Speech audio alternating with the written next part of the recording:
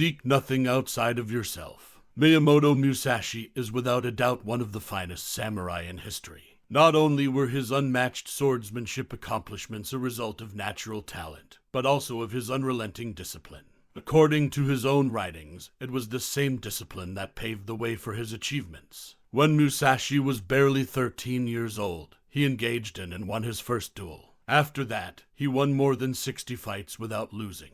This record continues to rank among the most remarkable accomplishments of all time, even in the present day. Not only was Miyamoto Musashi the greatest samurai Japan has ever seen, he was also an artist and philosopher. His life serves as a powerful illustration of how self-discipline can be a game-changer. Without it, we are like ships without a rudder, easily influenced by the currents of impulse and instant pleasure. Musashi believed that self-control was a protection against misery as much as a weapon for success. We are better prepared to manage life's difficulties and shocks when we practice discipline. With this in mind, we will examine Miyamoto Musashi's lessons on self-discipline and see how they might be used in real-world situations. Musashi had the opinion that one should accept things as they are. His existence as a samurai was filled with many unknowns, from the outcome of battles to the ephemeral nature of his way of life. He saw acceptance as a type of discipline rather than a passive action.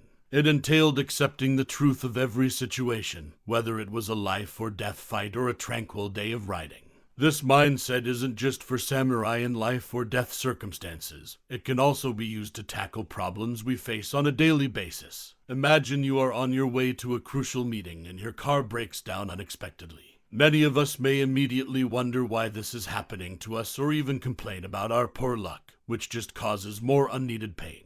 But Musashi indicates that a disciplined person views the issue for what it is. The car broke down and has to be fixed, rather than classifying it as terrible and getting frustrated. Finding solutions, such as phoning a tow truck or alerting the people waiting for you, and working out how to address the problem soon become the main focus. This idea is very much in line with the Stoic philosophy, which Epictetus succinctly summarized in his well-known statement: "We cannot choose our external circumstances, but we can always choose how we respond to them." The concept is simple yet profound. Although we may not have control over the events that directly affect us, we do have influence over how we choose to respond. Musashi also provides an insightful viewpoint on how we interpret events, advising us against labeling things as either good or bad. He argues that these labels are not fundamental characteristics of the events themselves, but mental constructs that we as observers impose on them. We liberate ourselves from these stifling judgments when we adopt a disciplined mentality. Musashi had the opinion that one should not contemplate their actions. Being guilty may be a good feeling since it acts as a warning when we breach an ethical limit. For instance, feeling guilty after hurting someone with a disrespectful remark is normal,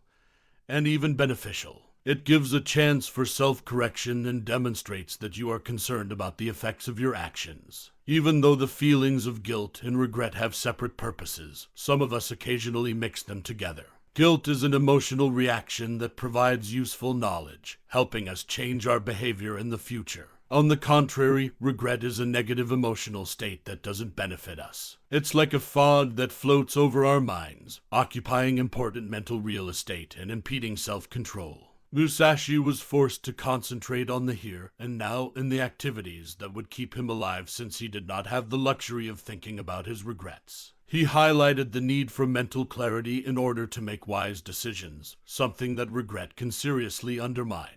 To maintain discipline, it's crucial to keep our minds free from distractions. Regret is one such distraction. Whether you spent all of your cash on a dangerous investment or stayed up all night playing video games and missed a crucial lecture or meeting at work, regret won't help you repair any of these circumstances. Instead of getting lost in a loop of regret, which frequently results in a sense of powerlessness, we ought to concentrate on acting proactively to correct the problem. Making errors and growing from them is okay. It's not acceptable to allow such errors to spiral into a hole of remorse. We should strive to gain knowledge, get better, and advance. Musashi pointed out that people should not care where they live. For him, the location was less important than his discipline and thinking which he carried within himself. He was equally at ease at a temple as he was on a chaotic battlefield. Many of us might think that a quick move will miraculously fix all of our issues and bring about a happy ever-after situation.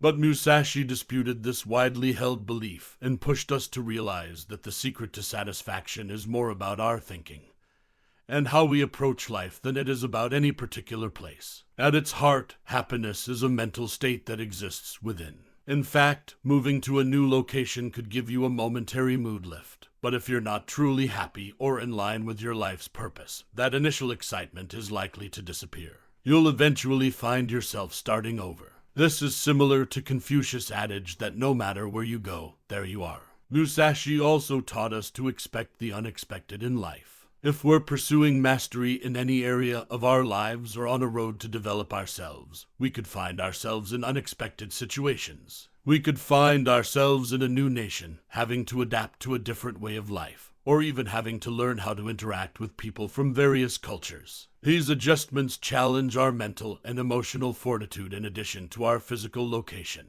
Musashi suggested that we think about how we are rather than where we are.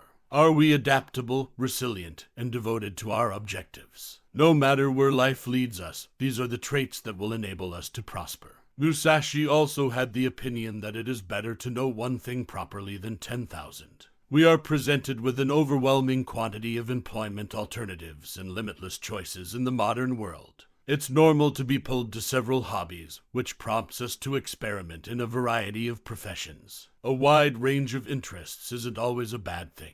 However, this can sometimes lead to what's known as the shiny object syndrome, where individuals give up one new and trendy idea as soon as another gets their attention. Musashi used a different strategy. He committed his entire life to practicing the art of the sword. He worked out consistently. It's simple to overlook his abilities as a skilled artist, intellectual philosopher, and skilled tactician, though. This allows us to argue that knowing one method does not require confining oneself to that path. It focuses on the value of concentrated discipline in mastering one thing at a time and giving this one item one's entire time and attention until mastery is attained. By doing this, one can acquire knowledge in one method and, after fully mastering a skill, begin to see patterns that will aid in acquiring more talents. In Musashi's scenario, he built much of his strategy on the larger scale applications of the patterns he discovered while battling his opponents. This may be seen in the present day by the resilience one develops via learning to be adaptive in all they do. It's the ability to learn how to learn. You'll be able to prepare for the other exams if you can prepare for one. You can also tackle whatever task you are given if you know how to adapt in the workplace. But in order to know 1,000 ways afterwards, you must first learn one method. Musashi also held the view that no one should ever allow themselves to become devastated by a separation. This notion probably carried a lot of weight in his own life, being a samurai and a warrior who was always in life or death circumstances. Separations, whether they result from the death of a loved one, relocating, or simply choosing separate routes in life, are a normal and inevitable aspect of being human. These moments of separation will come. Imagine you need to relocate to another place in order to pursue a job opportunity, or some other goal. You'll have to say goodbye to friends and relatives in this situation, which is difficult. But according to Musashi, the discipline is in controlling those feelings. It is in accepting sadness, but refusing to let it discourage you from your path. Material things are also included in the idea of separation. Consider the case when you are dependent on your phone or your automobile.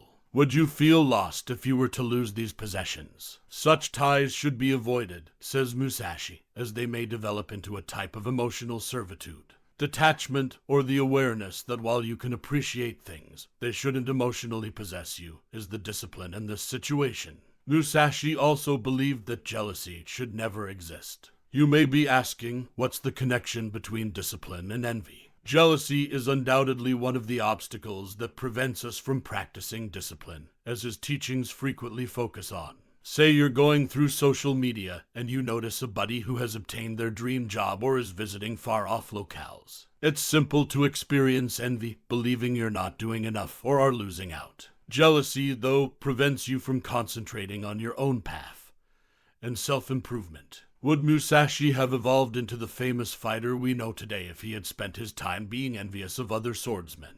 Quite improbable. Such diversion had no place in the world of the samurai, where the line between life and death was razor thin. Musashi concentrated on developing his own abilities, mastering his technique, and becoming aware of his own advantages and disadvantages. It would have been a waste of time and effort to be jealous, time and energy that he could have used to improve himself. In the era of social media, especially, you cannot afford to lose concentration or permit yourself to become sidetracked by what others are doing, much like Musashi. Maintaining discipline is more important than ever. So keep Musashi's unshakable focus and dedication to his profession in mind when envy attempts to draw your attention elsewhere. Use that as motivation to develop yourself and become the best samurai in your field.